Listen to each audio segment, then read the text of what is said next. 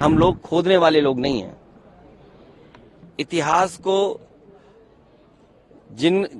इतिहास के पन्नों में कुछ खराब चीजें नहीं खोदना चाहते हैं। जिनको अपने भविष्य के बारे में नहीं पता कि भविष्य क्या होगा, भविष्य में क्या बदलाव चाहते हैं, वो इतिहास में ही हमेशा रहते हैं। उत्तर प्रदेश के साथ भेदभाव हो रहा है। जिस उत्तर प्रदेश ने प्रधानमंत्री जी को तीसरी बार मौका दिया, अंतर्राष्ट्रीय स्तर पर तबला वादक जाकिर हुसैन साहब ने न केवल अपने टैलेंट से बल्कि भारतीय संस्कृति का तबला वादन का दुनिया में पहुंचाया। आज वो हमारे बीच में नहीं है।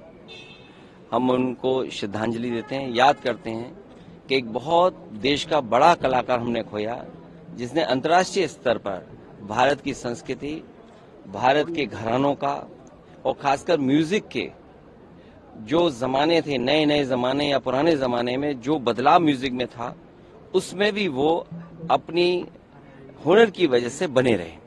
अच्छा, संभल में जिस तरह से इंक्रोचमेंट ड्राइव शुरू हुआ है, क्या कहना है सर? इस तरह की ड्राइव कहीं आप उत्तर प्रदेश में कर दो, देश में कर दो, कि बहुत सी चीजें आपको मिल जाएंगी। इसीलिए मैंने कहा, और कई बार मैंने आपके माध्यम से कहा, कि हम लोग खोदने वाले लोग नहीं हैं। इतिहास के पन्नों में कुछ खराब चीजें नहीं खोदना चाहते हैं। हम लोग नए रास्ते खोजने वाले लोग हैं, और जिनको अपने भविष्य के बारे में नहीं पता कि भविष्य क्या होगा, भविष्य में क्या बदलाव चाहते हैं, वो इतिहास में ही हमेशा रहते हैं। हम लोग भविष्य बनाना चाहते हैं, देश में अच्छी सड़कें बने।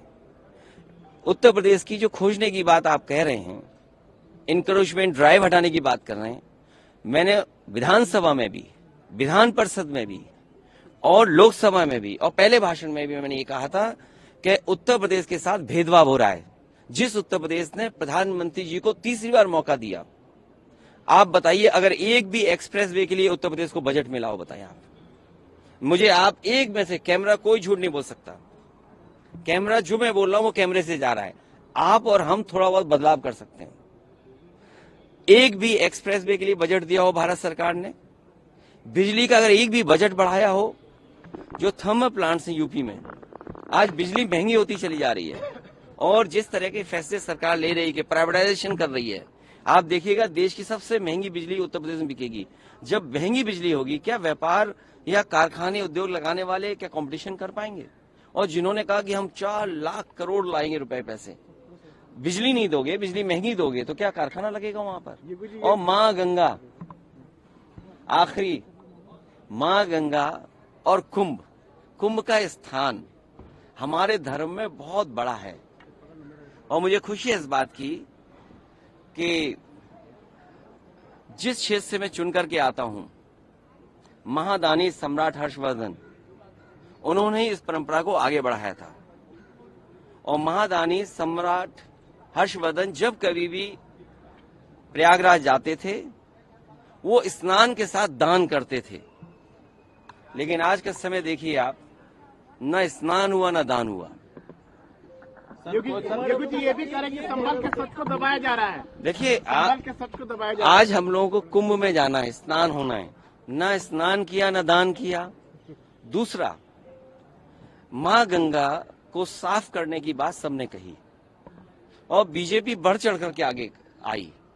क्या गंगा साफ है जहां साधु संत स्नान करेंगे? और साधु संतों को शिकायत है, क्या साधु संतों के लिए कोई गाड़ी उपलब्ध होगी वहां पे? कितने किलोमीटरों उन्हें छोड़ दिया गया है। देखिए, कुंभ व्यापार की जगह नहीं हो सकती है। हमारे साधु संत जो परंपरा चलाते हैं, साधु संत हमारी शोभा हैं। जब कुंभ में बड़े पैमाने पे साधु संत आते हैं तो वो शोभा बढ़ाते हैं हमारे कुंभ की। अब उन्हें उनके साथ भी भेदभाव किया जा रहा है। साधु संतों को जो स्थान मिलना चाहिए वो स्थान नहीं मिल रहा है, सरकार कब्जा कर ले रही है। सरकार के करीब वाले लोग हैं, वो महत्वपूर्ण जगह कब्जा कर रहे हैं। और हमें उम्मीद है कि जब प्रधानमंत्री जी गए हैं कुंभ के स्थान पर, तो भ्रष्टाचार वहां पर नहीं होगा, भ्रष्टाचार की उंगली नहीं उठेगी।